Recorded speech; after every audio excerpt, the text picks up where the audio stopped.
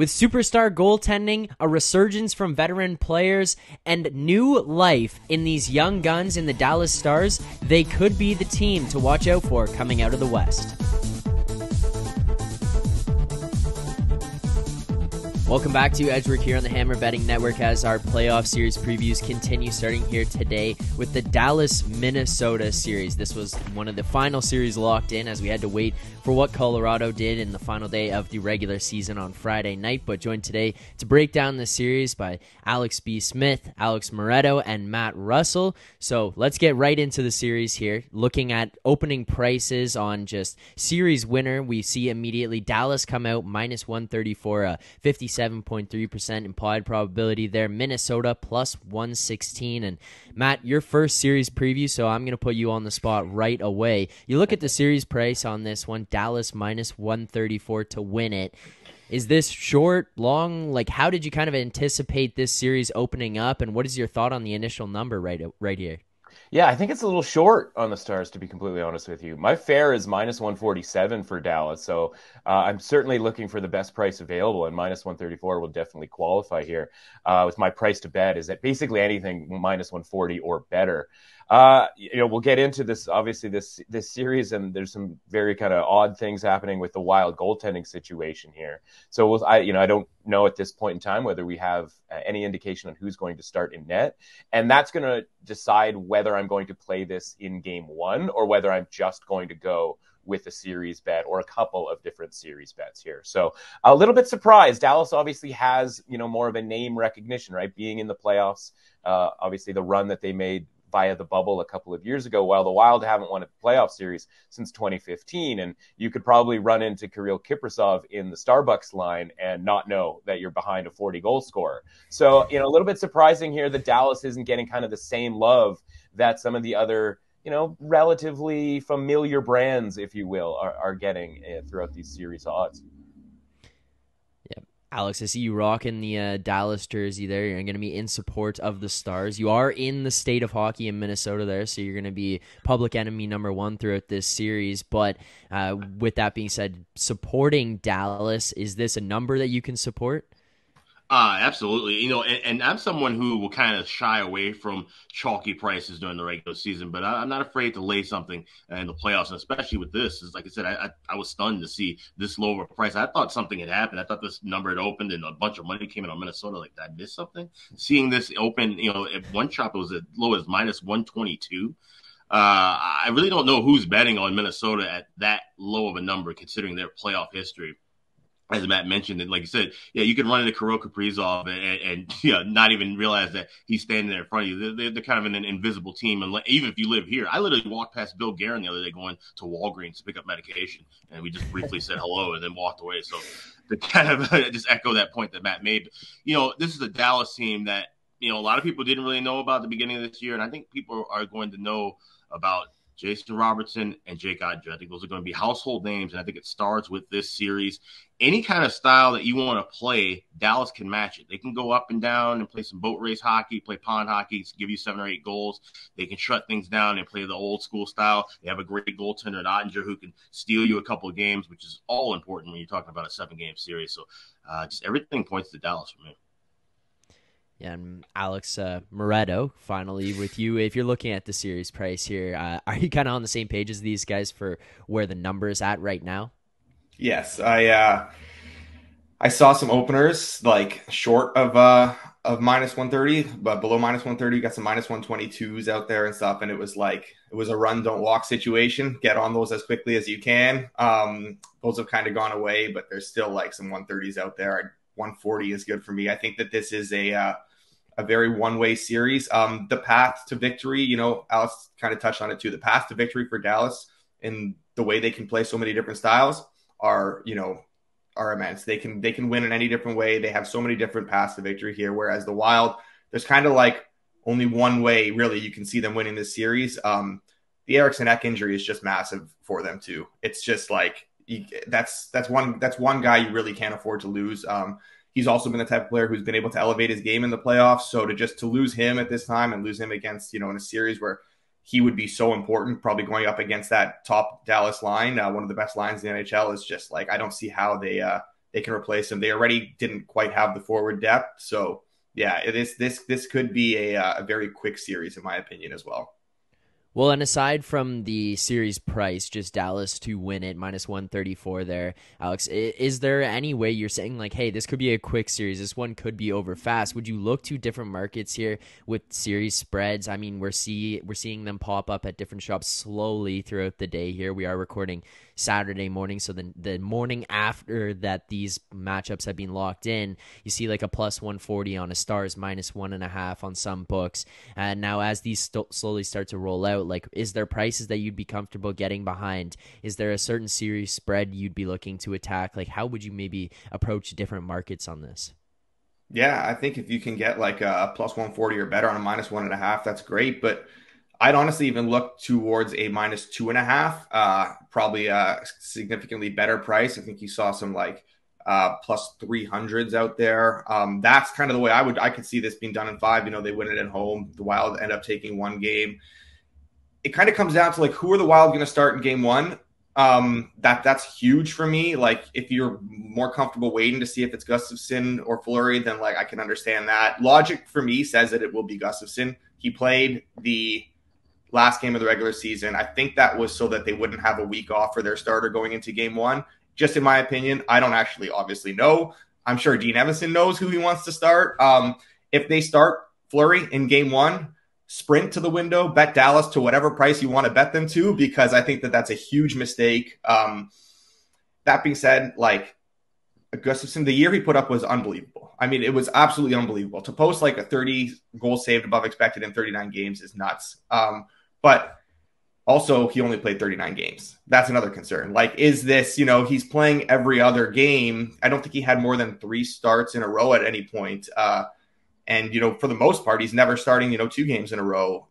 And then you're going to go to like a playoff series where now you're expected to potentially start like 5, 6, 7 games in a row against one of the best teams in the NHL, against a pretty deep, relentless offense in the Stars, with like a Stanley Cup winning goalie kind of like right on your heels, waiting to get in. You know, it's just like, I don't know. It's tough. It's a very tough situation to be in. And you don't want to put your money on a team that doesn't even know necessarily who is their best goalie or who they're going to be starting. It's just, it's a lot to overcome. And that's the funny thing, right? You just did a lot of like coach speak right there. And that's kind of, I think, where you talked like logically. I don't think logically they go with Gustafsson. I think intellectually they go with Gustafsson, right?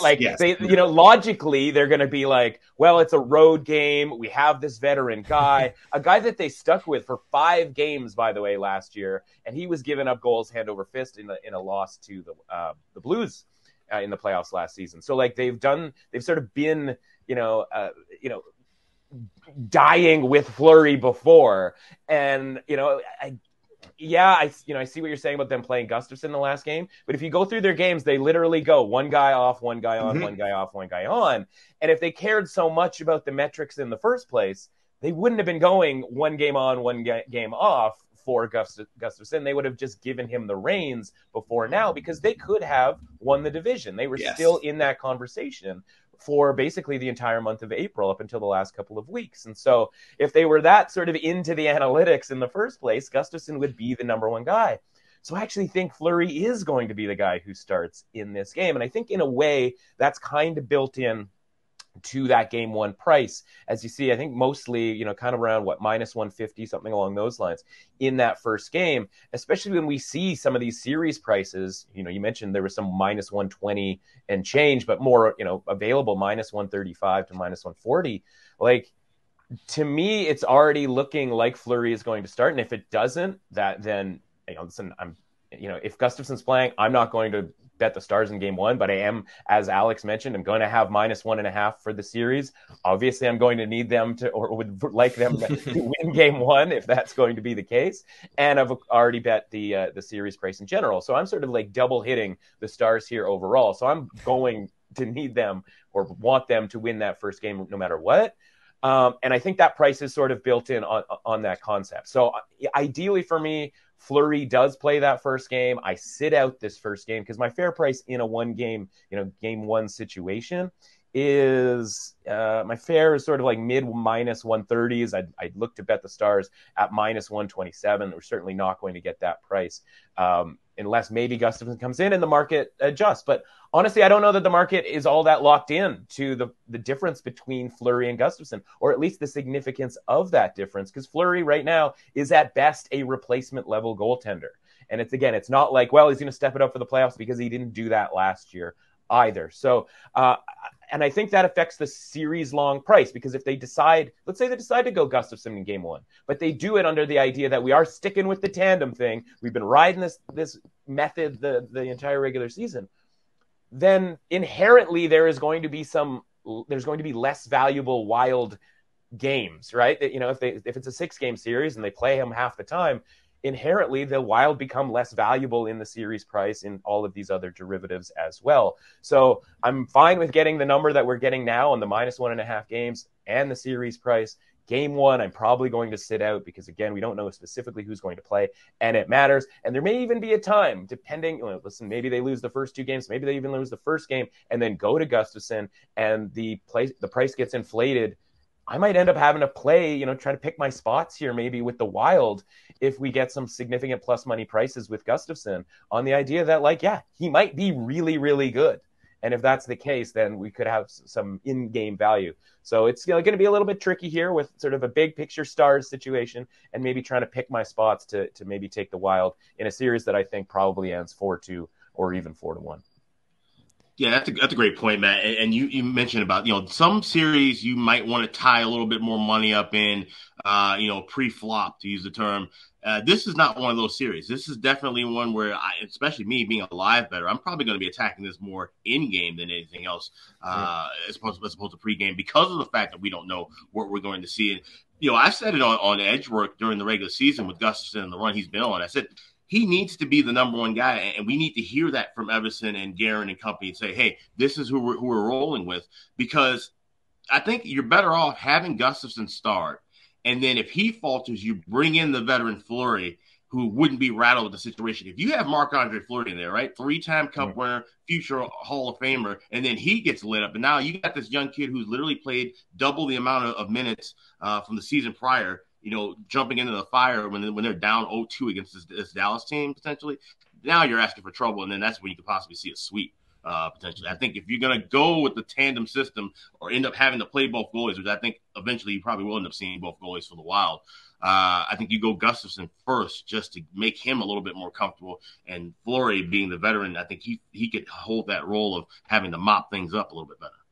Doesn't it feel like they are going to play and they're going to tell each guy, you're playing game one, you're playing game two, though? Doesn't it seem like... I think that's a horrible strategy. I think it's a horrible strategy, but it goes, under the whole, if you have 2 starting goaltenders, do you really have one? But, at least we know that analytically they have one guy who is much better. But if you've been talking about this tandem, and they're still talking about it, even after the end of the regular season, we're going to keep this tandem thing going, if you're saying that out loud, then you're probably saying privately, you're starting game one, you're starting game two. We don't necessarily know who he's pointing at when he's saying game one and who he's pointing at game two. But it feels like if you're kind of talking about this tandem, you've been living that life for the last couple of months, then you're probably going to be okay, you're going game one, you're going game two. And then we'll sort of see where we're at when we head back home for game three.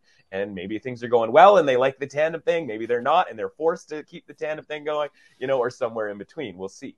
I think Everson is a very good coach. I think as much as we're just all, pro stars propaganda here, I think Everson is a very good coach. And I do think that he will, at least historically speaking, even when you see these situations, I do think he will pick someone and run with them. And I do think that will be Gustafsson. Again, I'm not super confident in that. I think he will pick Gustafsson game one. I think that he will give him the chance to start the series in general. But I think obviously the leash will be short. When you have that tandem and you have that guy kind of nipping at his heels, it's if you lose game one, even if it's 4-1, it's okay, you didn't stand on your head and steal us a game. Maybe if he makes 40 saves, they lose 2-1 in overtime. Sure, you're going to give Gustafsson again the start in game two. But I think outside of a win or a outstanding performance and a loss, then maybe he'll switch back to Fleury for game two. But I do think he will give Gustafsson the chance at least to run with it. But how much do you think they look at this like a nightmare scenario where they saw last year, where it was Fleury, Talbot, and it wasn't necessarily a planned thing? We basically went from game to game where we were we have no idea who's coming in the next game. And they're sitting in the situation where it's kind of a nightmare scenario in both cases where you guys are talking about, okay, Matt's saying maybe there's a situation where they've already predetermined, hey, we're going to rotate through. But then on the other hand, like Alex, you're even saying like, hey, maybe you get a good start out of the guy. Maybe you lose 2-1, but hey, he played really well. You're going to go back. But then in both cases, you could end up where you're in the back of your mind, you're going, we can't do what we did last year. Like in the spot where you're going to rotate through, a guy has a bad night. Now, do you trust them to go rotate back through again? Or maybe the other guy has a good start. Now you're going to try to play him again. And then in Alex's scenario, okay, the guy played well. Okay, now we're going to start him again the next one, but then he plays bad the next one. Now we're going to Fleury. Like, there is a lot going on. But hindsight being 2020, like, they didn't do that last year, right? Like Fleury was the guy that started the first 5 games against the Blues. And if you remember that series, like everybody was kind of sitting around going like, you sure you're going back with Fleury? Like, cause he gave up 5 goals like a couple of different times in that series. And I was like, no, really? You're not going to try Talbot this time? And then eventually they're down 3-1 and they're like, or 3-2, I guess it was. And then they're finally like, okay, we'll use Talbot here towards the end. Like people were calling for Talbot before Talbot got in, which is why I think this time around there's going to be a quicker, leash, if you will, or a quicker hook. But I still think that the sort of logical thing of like, well, game 1, environment, blah, blah, blah, blah, like might be the reason why they lean to Fleury in that first game. But either way, whether they do or they don't, it's certainly not going to get me to bet the Wild here. I'd need better than plus 150 to bet the Wild in game 1, and nothing's going to happen with regards to the goaltending that is going to get us that price on the Wild. Seemingly, and I don't know why, but that seems to be the case. I was on the Wild last year against the Blues in that series, and I still have nightmares of Fleury like swimming in his crease. Sure. Just swimming in his crease. And that lends maybe to what is going on in Evanson's head, because he stuck with them after that bad performance. It was like, hey, you know what? Like, maybe that's like a confidence thing. I don't know what I mean, he's a veteran goalie. It's different. You're handling him a bit different than you would a guy like Gustafsson, who's, 24 with no playoff experience. But maybe that lends to the fact that like he does want to stick with one guy throughout this series. We just don't know exactly who that is. But if that is the case, I can't imagine that it wouldn't be Gustafsson just based on the season he had, even though we don't know what type of goalie he is. Is he the guy that was, in Ottawa last year posting like -8 goals saved above expected as opposed to, the plus 30 he did this year? We don't know which guy he is, but based on the season he had, you'd think it would have to be him. I think we all agree that he should play Gustafsson. I mean, that seems like relatively obvious to anybody who can read a spreadsheet, but he hasn't given Gustafsson that sort of vote of confidence as the number 1 in games that have mattered down the stretch, right? If they had just been sitting here like a Tampa Bay Toronto situation where they knew where they were going to be in the playoff and they're like, yeah, we'll still just keep splitting them and then I'll keep Gustafsson in my back pocket. I don't feel like he's been doing that. I feel like he's been like, yeah, we got 2 really good goaltenders and blah, blah, blah. And it's like, no, man, you got 1 really good goaltender in a small sample size. And you got a guy who is, probably headed, to retirement here pretty quickly. And by the way, you've got Jake Oettinger on the other side. And yeah. And to be fair, in comparison with last year's situation to this year, you don't really have to. I don't think, at least the Wild, they don't have to coddle Gustafsson the way they had to kind of coddle Talbot. Talbot wasn't happy with the fact that Fleury even came over from the trade last year at the deadline. Right. So that's, I think, makes a big difference too. That if you even if you do go with Fleury in game 1, I don't think it's going to completely just throw Gustafsson off course necessarily. I just think it would just, obviously, like we're all saying, the metrics say that you got to go with Gustafsson game 1. Well, Alex, we talked a lot about Minnesota, their goalie situation, what could go on there and how that could be a major factor for them. But we haven't really spent a lot of time talking about even Dallas and their position coming into this one, how Dallas matches up here. What is like a concern if you are looking at this Dallas team, especially as all 3 of you guys are essentially backing Dallas here? What's a concern for you for Dallas that might be something to look out for, a reason that they could falter in this series? Or is it just, hey, if Minnesota gets the goaltending, then that's going to create enough of a problem for the Stars here in this series? Yeah, I think the offense. I mean, Dallas has shown some moments of lapse in judgment with their offensive schemes. during the middle of the year. At times that we saw late in the year, they were just able to turn it on, and it seemed like they were just scoring at will. But if they have a kind of just a bit of a slowdown offensively, I think that could create some trouble, because Minnesota, especially on the road, they're going to want to try to muck it up a bit and kind of slow things down. And, Moretto mentioned about Joe Harrison. That's a huge loss for them. That's probably about as big of a loss in the entire postseason as Landeskog out for Colorado or Svechnikov for Carolina, because he is a playoff player at both ends of the ice. He's the guy who just always seems to be right in front of the net and gets that garbage goal that ties the game or wins one in overtime. And not having him is a problem. So, but with Dallas, you have that depth offensively. They just have to be consistent with it. And I think that should be fairly easy, especially when we're talking about the goaltending situation with it. Yeah, it's honestly like you try and look at a path to success for the Wild in this series, and all I can keep coming back to is Gustafsson. If he starts the whole series, stands on his head, is that guy that they had for the regular season, then like they'll have a legitimate chance. I don't even think that guarantees them this series though, because Oettinger can do the exact same thing and they can win these 2-1 games. Like it's so hard to, you look at like the forward groups, and with Eriksson out, I mean, Johansson will play, but he's like just coming back from injury. Sundqvist has been hurt. The depth there's no depth. You look at that Wild bottom six, it is like barren. You're going to rely on like guys like Marco Rossi, who like maybe will be a very good player one day, but has not shown that he can contribute at this level just yet. And then you look at like Dallas and how deep they were to begin with, and now how, especially deep they are now after the guys they brought in at the deadline. Like Dadonov is integrated so well into that second line with Ben and Wyatt Johnson, and then you have like Max Domi on that third line with Sagan and Marchment, which is like a very annoying, gritty sort of line to play against that can provide a lot of score. And you got like Radek Faksa as your 4C, and then we also have like one of the best lines in hockey, in Robertson, Hintz, Pavelski. So it's just like the mismatches are all over the place. Special teams, Dallas has the edge on the power play and on the penalty kill. Their face-off percentage as a team is like worlds better than what the Wild have. It is like just everywhere you look, everything points to Dallas. And I think the only reason these two teams were as close as they were during the season is because the 5-on-5 save percentage the Wild got. And then you look at like, well, is that sustainable? We don't know. It could be. But like, do you trust their goaltending more than you would Dallas's anyways going into a series? Of course not. With Oettinger, we saw what he did last year. There's no, he carried that into this regular season, still had a fantastic regular season. It's just, I really struggle to see a way the Wild win this series. So I can't wait for you to clip this when the Wild win in 6, and I just look like the biggest idiot ever. But yeah.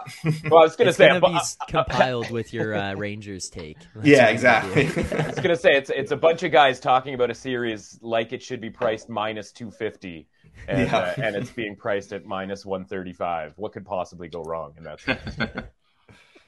Okay, let's get into favorite bets here, favorite way to play this series, as we have that, and then we'll wrap up with our series predictions. But Matt, we'll go to you first. Obviously, we are still waiting for some of these markets, but just based on what we've seen or based on how you kind of feel this series could go, what is a one way that you would look to approach this one, and what numbers would you be looking for in those bets? Yeah, I mean, this one's very simple for me. A minus 130, anything minus 140 or better from the series price is a bet that has already been made.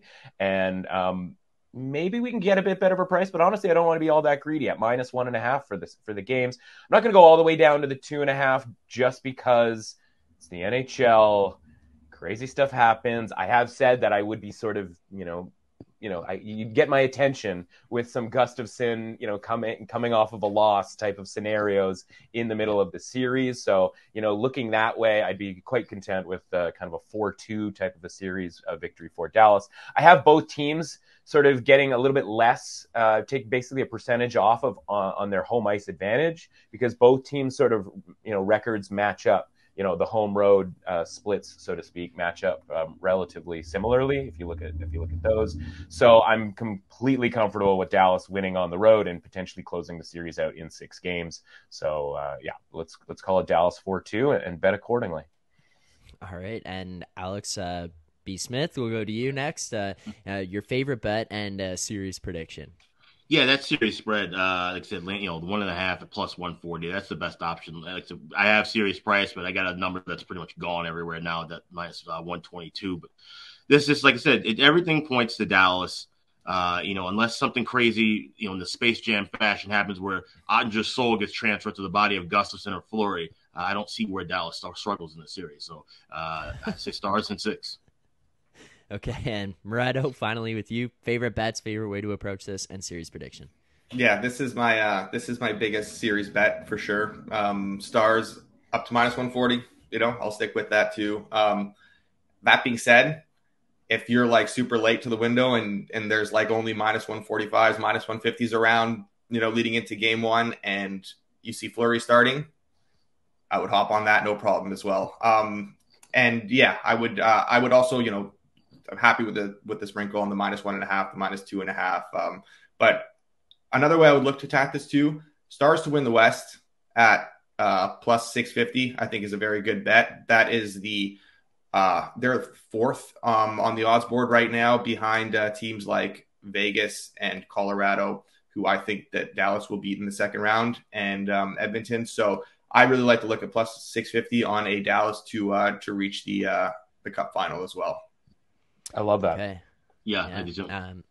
I'm going to go with Dallas in 5 here. I think Jake Oettinger just puts up the wall, goes hero mode like last year. It's basically impossible to beat him. And then I think that the Stars just kind of got a resurgence out of some of those old guys. And once they win game 1 and send Dean Evison into the abyss where he's basically confused as to who goes in net the next game, then I think it's over for the Wilds. And maybe they squeak one out, but I think they'll have a hard time climbing back in that one. So Dallas in 5 is my prediction. But guys, thank you for taking the time to do this here. Greatly appreciate the insight, the analysis. Look forward to going and placing some of these bets myself. So if anybody else out there appreciated the insights that you guys got, please make sure to like this video, subscribe here to the Edgework HQ YouTube channel as well. Let us know your thoughts below in the comments, but we will have more series previews coming up to close out the Western Conference playoffs here as we close this one out, getting to start round 1 of the 2023 NHL Stanley Cup playoffs. Thank you so much for tuning in. Good luck on your bets. Enjoy the playoffs.